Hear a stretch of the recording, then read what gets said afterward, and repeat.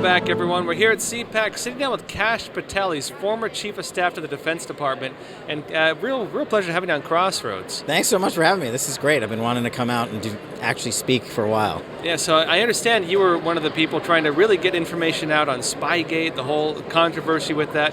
You're working with Devin Nunes on some of this, and I understand a lot of it was blocked through different ways, and you have some interesting information on this. Why don't you tell us briefly about the kind of information you were looking at that you can discuss with this? So, the long story short is when I went to House Intel to run Russia investigation for Devin and the Republicans, we wanted to put everything out. We wanted whatever we found, we wanted the American public to read as our oversight responsibility in Congress. So over the course of our investigation, we were able to release certain documents, as you've seen over the years, but we weren't really able to release everything. So we compiled a big list, and we said, we hope that all of this is declassified under President Trump so the American public can read what happened. And on the last day of the Trump administration, a big list of documents was declassified. I just haven't seen it yet. And so I'm hopeful that a lot of the material is in that package. So within the documents that were declassified during Trump's last days in office, it's declassified now. I assume we can talk about it. What was in there? Well, that's the thing. I haven't been told which of the documents was actually declassified. So you can't. So I'm trying to figure it out. Yet. We'll get you on again once we can. Yeah, no, absolutely. Yeah. Love to. One of the examples, though, just yesterday, finally, Stefan Halper's documentation was declassified, that he was a source for the FBI. The worst kept secret, but it prevented me from talking about it all these years. Interesting. What's the significance of that if you were to tell our audience? Sure. So it was now public that Stefan Halper was a paid government informant against the Trump campaign, and he was used to help get search warrants against Trump campaign members based upon shoddy evidence. If you read the information that was released, there's actually exculpatory information provided to Stefan Halper that the Department of Justice and the FBI never provided to the court. So just again, more malfeasance shown, and one of the most consequential investigations of our generation. So with this whole formation of the Trump-Russia investigation, was there ever solid evidence that was used to launch it, or was the whole thing kind of just manufactured based on what you've seen? I think over the years it's been shown that it was overwhelmingly manufactured evidence that they were targeting a certain individual because of his political orientation, and they used money and basically information that they had almost made up, in a sense, that was given to them by their opposition, and put it into our intelligence community. And to me, as a former national security official, a former terrorism prosecutor, I think that's one of the most outrageous things that we can do. This is America. This isn't some, third world racket, from the 1970s, and it was just extremely offensive to see that.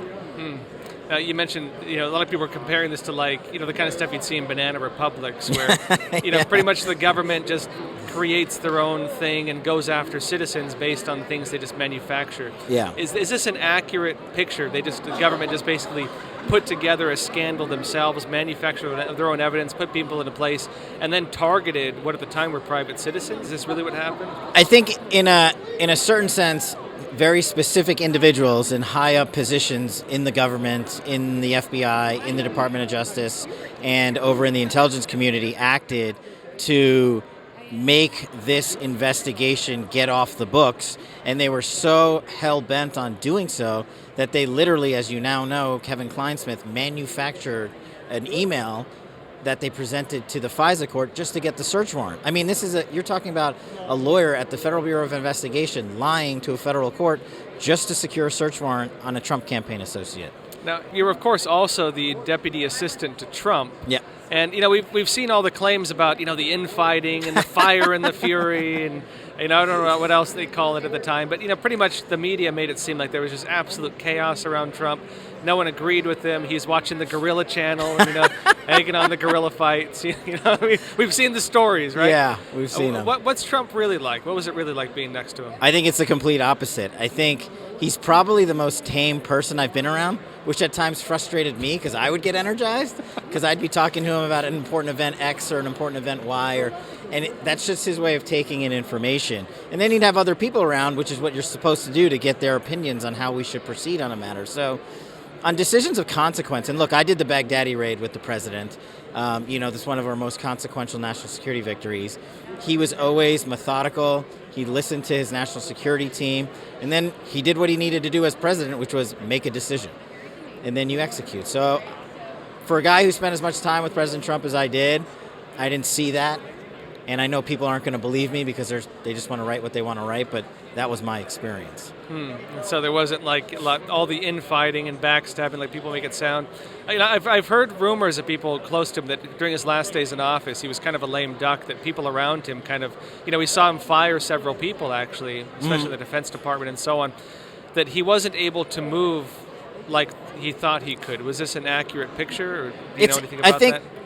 I think it's difficult to move people within government because of the regulations in place. You can't just fire anyone. There's a lot of protections in place. But at the other sense, the commander-in-chief is entitled to who he wants to lead his government. He was elected to do that. So I've always said, whether you put him in on the first day or the last day, that's his right, and he should be able to do that. I think it should have moved quicker, and I think there were areas in departments and agencies where we should have done more, faster, and we just didn't, and that was unfortunate. Now, when it comes to, again, just kind of jumping back to this whole Trump-Russia investigation and Crossfire Hurricane, I guess we could call it. Sure. What happened with documents that were supposed to come out? I understand that the CIA director actually blocked some. I heard rumors Trump blocked some. What actually happened with people? Who blocked them and why? Well, the institutional heads of places like the CIA and the FBI were always fighting the release of any documents. And they would claim national security issues. You're going to harm a source. You're going to destroy a relationship. And as Rick Grinnell and I showed when we were at DNI, there's ways to do it to reveal to the American public the information while protecting those things. What we can't have happen is allow the CIA and the FBI to cover mistakes of a few selected individuals just because they're going to be embarrassed when they're revealed. And that's what we've proved over and over again when we did our disclosures. And we didn't get all the documents we wanted. There's one specific report we did at HPSI that still remains classified that Gina prevented from being declassified while we were there. So, that's unfortunate, and hopefully one day people will get to see it all. And that was a big concern for the American people, was that basically some of the same people running the investigations and determining what is declassified were some of the same people technically possibly called out or incriminated within the documents. And how do you have people basically charged with incriminating themselves, essentially? And being their own cops. Yeah, and being their own cops. The judge, jury, executioner, and they're the ones involved in the scandal at this point. To what extent was that the issue? Yeah, it was a piece of the problem for sure. I mean, look, this is the perfect example of what congressional oversight should look like. Congress is a different branch of government overseeing the executive branch. So that's what we were doing in the Russiagate investigation. And we were looking at the FBI and DOJ and CIA. But the problem is Congress doesn't have tremendous powers like the Department of Justice or FBI have. So they are able to institutionally protect themselves by just putting the guys in charge and saying, well, you're not read into this and you can't be a part of the declassification or the review of this material because it's outside your lane. So it's very easy for them to neck it down and close it off, which is what they did. And now another big discussion is Durham, John Durham. And, he was supposed to be doing this special counsel, supposed to be releasing the reports of this. We never saw the report. A lot of people are wondering now what's going to happen with it. And the Biden administration is now talking, they're talking about basically maybe getting rid of him as special counsel. Have you heard any updates on John Durham and anything with this? No, I don't. I haven't heard any updates on John Durham in a long time. I will clarify one thing, though. So John Durham was never appointed special counsel, so he's not supposed to be issuing a report of any kind. He's still just performing his duties as a U.S. attorney over certain subject matter. So what he would do in the normal course of his work is just issue recommendations for indictments, which is what I'm hoping he's actually still working on. Because at this point, I don't really want to see a report anyway that explains away abuse. I want to see people held accountable, as I'm sure many Americans do, for the abuse that we've actually shown happened. Now, of course, you were an attorney. You worked on these things. You saw the evidence. I assume you can't tell us a lot of details, but did you see information in there that could be criminal? Of course, yeah. And it went all the way to the top. And I think we're not able to show that because we don't have the ability to indict people. But what we do have is the following facts. Over 13 high-ranking FBI and DOJ officials were fired, resigned, or retired early as a result of our investigation. Now, that doesn't happen if you didn't do anything wrong. You don't just leave a department that you were a member of or led for decades, unless you were able to prove enough abuse, which is what we successfully did. And I feel, as a former prosecutor, that some of that abuse was criminal. And hopefully they go after more than just Kevin Kleinsmith. He's just a small piece of it. Now, just hypothetically, as a former prosecutor, what type of crimes would some of these people be charged with? What was the range of these crimes? Sure. That you would bring charges against? Not, of course, innocent till proven guilty, but what type of crimes? Well, I think a number of these individuals lied under oath when they testified to Congress. So those are perjury type crimes, 1001 false statement type crimes. Those are felonies punishable by 5 years. And I think there's a number of individuals that clearly lied under oath during our HPSI investigations. So that's just one thing. The other thing is when you misrepresent yourself and your agency to a federal court and a federal judge, that's a federal offense.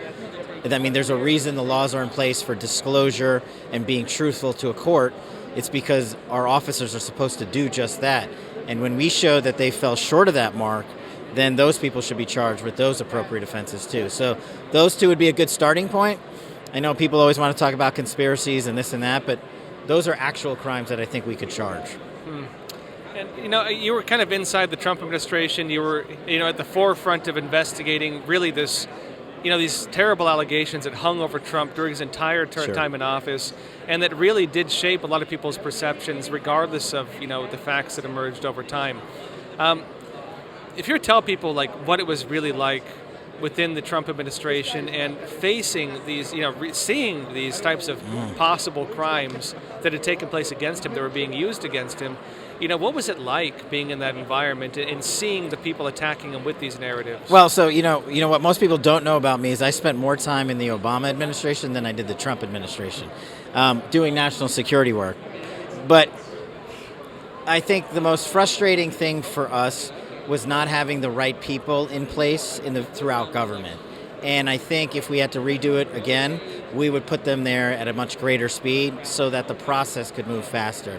We got slowed down by not just process and the quote-unquote deep state, which of course is always going to exist in some form, but it's the people that are making your decisions at the principal level need to be people you trust. And we just didn't have that everywhere. We had it in a lot of places, but not everywhere. You mentioned the deep state, quote unquote. You said it's going to be there kind of always. And, you personally witnessed through investigations probably the darker side of politics, the darker side of the intelligence community. Yeah. But, you seem kind of numb to it, like kind of used to it in a way. A lot of people are shocked by this stuff. How serious is this stuff? How big is it? And what is the real interest of that side of our political system? It's a significant enough problem that needs to be addressed. To say there's a deep state that's a majority of our government, that's absurd. But there's a small faction of people that were continuously working against the president because he was the one that was elected and they didn't like his politics. That's 100% accurate. And having someone who served in multiple administrations and just did the job, I guess I got past the part about why aren't you so ticked off. I guess it was being a public defender for 8 years. I had heard so much worse personally that I was like, the mission matters more. Let's just get the work done so the American people can see it. Because there's nothing I'm going to be able to tell them that everybody's going to be like, oh, wow, look at that, you're right. But if they can see and read it and hear it, then they can make up their own minds. And that was the thing we were trying to do. Now, moving forward to where we're at now, looking at Biden's defense policies, the changes he's making, what Trump did, kind of bringing back the old bombing in Syria type stuff. What's your assessment of kind of what Biden's doing, what he's playing at, and where things are heading? Honestly, I don't know because I haven't heard an actual foreign policy agenda from the Biden administration except to make up a claim about white supremacy in the Department of Defense and then withdraw support from our allies like Saudi Arabia in the Yemeni conflict. So I don't know what the agenda is, so I can't even criticize it yet because they haven't laid it out. I don't know what the Biden agenda is overseas. I could tell you what the Trump doctrine was really easy. It was kicking Al-Qaeda's ass, it was killing ISIS, it was bringing home hostages, and it was ending wars. That was a foreign policy you could agree or disagree with, but that was his agenda. I don't know what Biden's agenda is. And of course, you being someone who was pretty high up in the Defense Department, did you see white supremacy? Is this justified what Biden's doing? No, not. I mean, I'm a brown guy. I think the white supremacists will probably target me. And having done 2 tours in the Defense Department, not only did I never hear about it or subjected to it, but I didn't even hear rumors about it happening in the 3+ million people that we worked with. Like, the fact that you have to politicize the Defense Department just to get your message out that you are beefing up national security, I think speaks for itself in terms of what your agenda is and where your focus is. And to me, it's totally lacking. The investigation shouldn't be inward into the Pentagon for a problem that doesn't exist. It should be outward against our enemies that we need to keep at check. Last question. Just given the situation we're looking at, given that, given the changes taking place, given what happened with the whole Crossfire hurricane investigations, a lot of Americans are kind of feeling hopeless, I guess you could say. Seeing what's happening and seeing what they see as corruption within the intelligence agencies.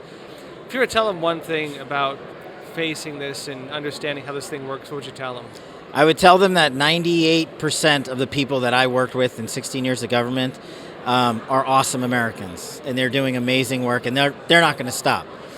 I would tell them the 2% that we discovered were the problem need to be held accountable, and so there needs to be more of a public outcry to have that justice measured out, because that's the only thing that moves government to internally account for itself, is the public that they're accountable to.